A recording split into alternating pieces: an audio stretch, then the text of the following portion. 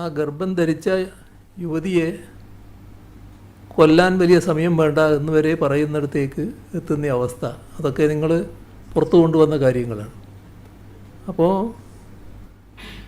എത്രമാത്രം ക്രിമിനൽ രീതിയാണ് വരുന്നത് എന്നുള്ളതാണ് ഇതിൻ്റെ ഭാഗമായിട്ട് കാണേണ്ട ഒരു കാര്യം. നമ്മുടെ സമൂഹത്തിൽ പൊതുപ്രവർത്തകർക്ക് പൊതുവേ ഉണ്ടായിരുന്ന ഒരു പൊതു അംഗീകാരമുണ്ട്. അതിന് അപവാദം വരുത്തി വെക്കുന്ന ചില കാര്യങ്ങൾ ചില ഘട്ടത്തിലൊക്കെ സംഭവിച്ചിട്ടുണ്ട് എന്നുള്ളത് ശരിയാണ്. നമ്മുടെ രാജ്യത്തായാലും സംസ്ഥാനത്തായാലും ചില കാര്യങ്ങൾ സംഭവിച്ചിട്ടുണ്ട്. എന്നാൽ ഇത്രത്തോളം പോയ ഒരു കാര്യം ഇതേവരെ നമ്മുടെ അനുഭവത്തിൽ കേട്ടിട്ടില്ല. ഇത്രയെല്ലാം കാര്യങ്ങൾ വന്നിട്ട്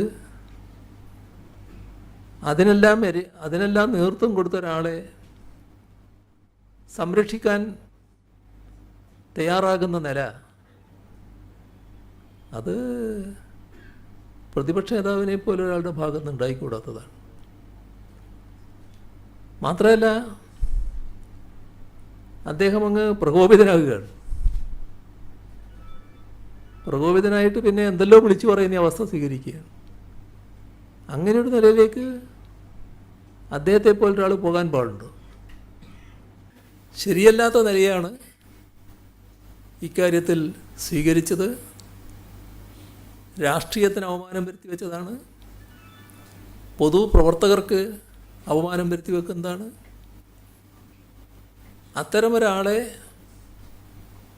വഴിവിട്ട് ന്യായീകരിക്കാൻ പുറപ്പെടുന്നത് ഇത്തരം ആളുകളെ പ്രോത്സാഹിപ്പിക്കുന്ന നിലയാണുണ്ടാവുക.